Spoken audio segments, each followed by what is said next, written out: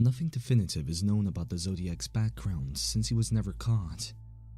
The first known confirmed Zodiac murders took place on December 20th, 1968 on Lake Herman Road in California.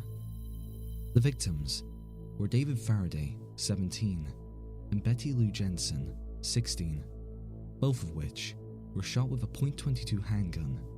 No killer was ever caught. The Zodiac then remained inactive until July 4th the following year, when he shot another couple, Michael McGee, 19, and Darlene Ferrin, 22, while they were seated in a parked car in the parking lot of the Blue Rock Springs Park in Vallejo. McGee survived, though he suffered severe injuries, and was able to provide a description. On August 1st, the Vallejo Times-Chronicle, the San Francisco Examiner, and the San Francisco Chronicle received near-identical letters from the Zodiac in which he took credit for the murders, providing his guilt by stating several facts about the crime scenes, such as what the victims were wearing, how their bodies were positioned, and what brand of ammunition he used.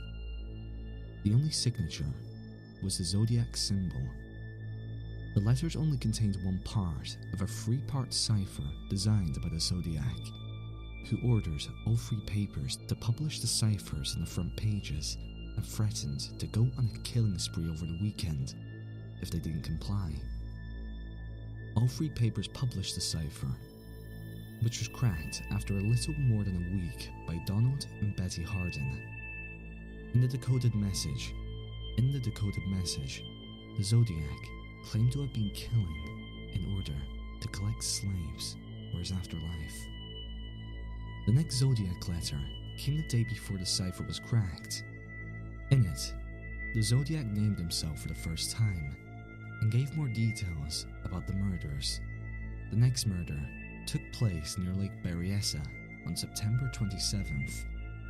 This time, the victims, Brian Hartnell, 20, and Cecilia Shepard, 22, were tied up and stabbed instead of shot.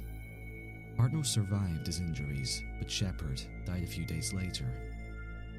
Fortunately, she saw the attacker without his mask on and was able to give a description before expiring.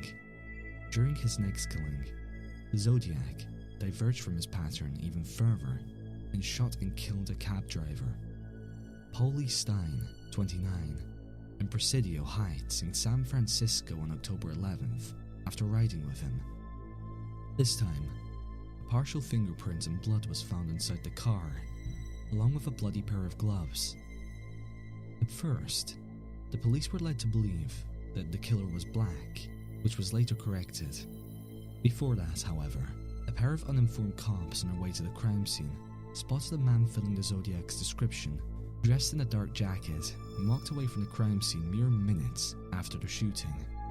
3 days later, the San Francisco Chronicle received a letter in which the Zodiac threatened to kill all the passengers of a school bus and included a piece of Paul Stein's bloody shirt.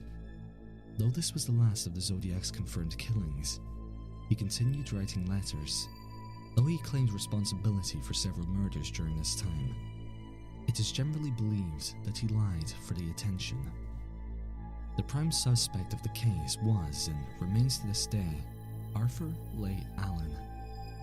The authorities began investigating him after they were told by one of his old co-workers, Donald Cheney, that Allen had told him about an idea he had for a novel about a serial killer who called himself Zodiac, and did several things the Zodiac Killer did or threatened to do, such as taping a flashlight to his gun and killing the passengers of a school bus.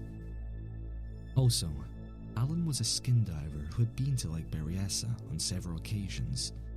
He also admitted to having had bloody knives in his car on the weekend of the stabbing, but claimed that the blood had came from a chicken he had killed for dinner. After a warrant for his trailer and handwriting was secured and carried out, his fingerprints were compared to the partial from the cab, his guns compared to the Zodiac's evidence, and his handwriting to that of the letters. None of the tests came back a match, and Allen was let go. In 1991, McGee was tracked down shown a lineup of old photos of Zodiac suspects. After he fingered Alan as the killer, there were talks about formally charging him with the murders based on the massive amount of circumstantial evidence against him. Unfortunately, Alan died of natural causes before any trial could take place. To date, August 2014, the case remains unsolved. The Zodiac is known to have sent many cryptographic and puzzling letters to not only the SFPD, but the press as well. In these letters, the Zodiac made his intentions and wishes known. In some, it would include old drawings, mosaics of photos, and astrological charts. One letter included a cipher with which the police could use to discover his identity. They were unsuccessful in accurately translating it. Below are some of the letters the Zodiac sent to the SFPD and the local newspapers. To date, almost none of his ciphers have been definitely solved.